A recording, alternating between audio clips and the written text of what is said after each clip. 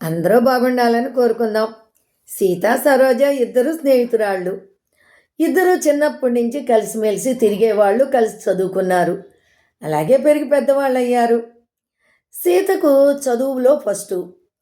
అలాగే పాటలు పాడటం, వ్యాసరచన ఇలాంటి వాటిన్నిటిలోనూ సీత ఫస్ట్లో ఉండేది.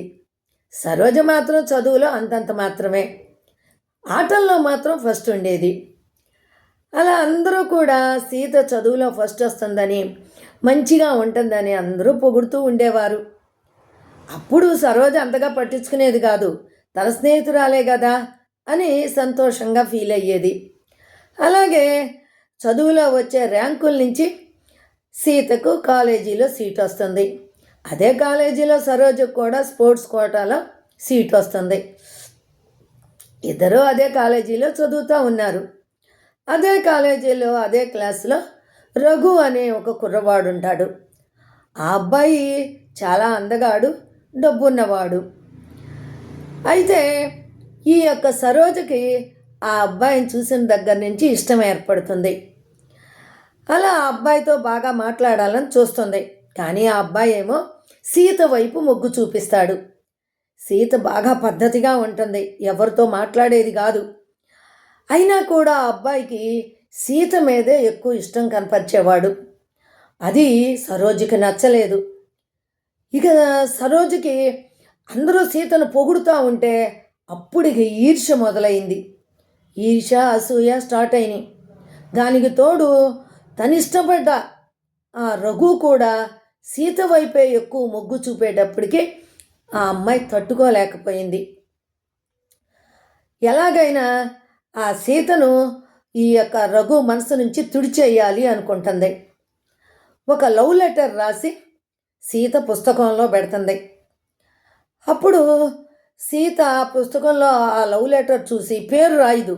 ఎవరు రాశారు ఇది అని భయంతో వణికిపోతూ అదే విషయాన్ని సరోజకు చెప్పి, చూడు ఎవరో నాకు లవ్ లెటర్ రాశారని భయపడిపోతూ దాన్ని చించేసి పడేస్తుంది.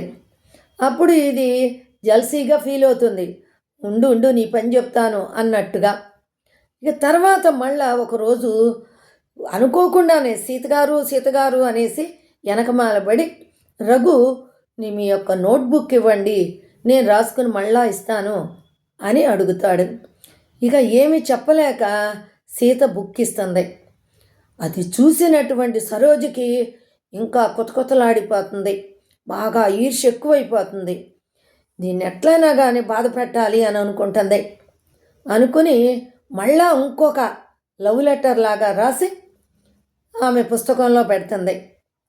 అది సీత చూసుకోదు, ఇంటికి వెళ్ళిపోతుంది.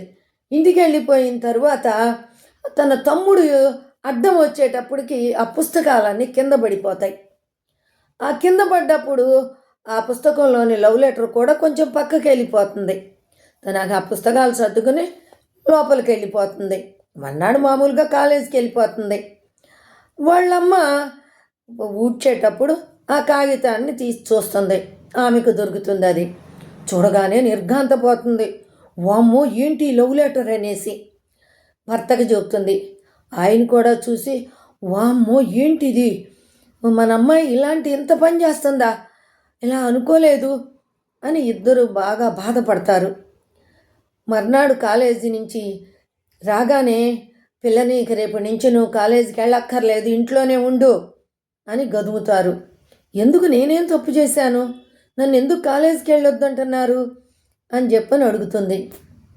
ఏం చేశానని మమ్మల్ని అడుగుతున్నావా అని అప్పుడు ఆ ఉత్తరం తీసి, ఆ లవ్ లెటర్ తీసి చూపిస్తారు.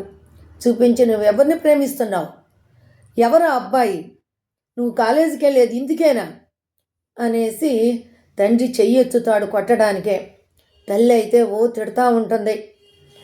ఆ లెటర్లో ఏమని రాసి ఉంటుంది, మన ఇద్దరం ప్రేమించుకున్నాం కదా, మన ఇద్దరం పార్కులో కలిసినప్పుడు మనసిప్పి మాట్లాడుకున్నాం, అవన్నీ తలుచుకుంటుంటేనే నాకు నిద్ర రావడం లేదు, నిన్నే చూడాలనిపిస్తుంది, నీ తీపి జ్ఞాపకాలతో అని పేరుండదు.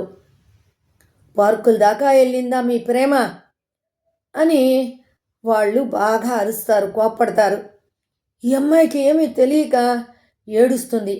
అది ఎక్కడిది నాన్న, నేను అసలు నాకెవరూ తెలియదు అని మొత్తుకుని చెప్తుంది. వినరు వాళ్ళు. ఇక ఎలగబెట్టింది చాలే, ఇంక నువ్వు వెళ్ళక్కర్లేదు, నువ్వు చదవక్కర్లేదు అనేసి బాగా గదుముతారు. అసలు ఆ కాగితం ఎలా వచ్చింది ఆ అమ్మాయికి అసలు అర్థం కాల. అది ఎక్కడి నుంచి దొరికింది అనేది తెలిసిపోయింది. మళ్ళా ఎవరో నా పుస్తకంలో పెట్టారు ఇది అని, అంతకుముందు లెటర్ లాగానే పెట్టుంటారు అని భయపడిపోతుంది అన్నమాట, వణికిపోతుంది. ఏం చెయ్యాలో అర్థం కాలేదు. తండ్రి కొట్టబోయాడు. ఇక చాలా బాధపడిపోతుంది. మర్నాడు మామూలుగా కాలేజీకి వెళ్దామని రెడీ అవుతుంది. అయినా కూడా ఆపేసి వాళ్ళ నాన్న తిడతాడు. వద్దు తల్లి, నువ్వు కాలేజీకి వెళ్ళక్కర్లేదు, ఇంట్లోనే పడి సావు అనేసి ఇద్దరు బాగా తిట్టేస్తారు, తల్లిదండ్రులు ఇద్దరు. ఇక ఆ అవమానం భరించలేక లోపలికి వెళ్ళి లెటర్ రాస్తుంది. కనిపెంచిన తల్లిదండ్రులు, 20 సంవత్సరాలు మీ ఆధీనంలో నేను ఎలా పెరిగానో మీకు తెలుసు. నేను ఎలాంటి తప్పు చెయ్యలేదు, చెయ్యను కూడా. మీరే నన్ను నమ్మకపోతే ఇంకా మిగతా వారు ఎలా నమ్ముతారు? నిజంగా ఆ కాగితం ఎలా వచ్చిందో, ఆ లెటర్ ఎలా వచ్చిందో నాకు తెలియదు, మీరు నమ్మండి అనేసి ఆ కాగితాన్ని చేతిలో పట్టుకుని అంతే ఉరి వేసుకుని చచ్చిపోతుంది. చూడండి, ఆ అమ్మాయి ఈర్ష్య ద్వేషాలతో చేసినటువంటి ఆ పని ఒక ప్రాణాన్నే బలి తీసుకుంది.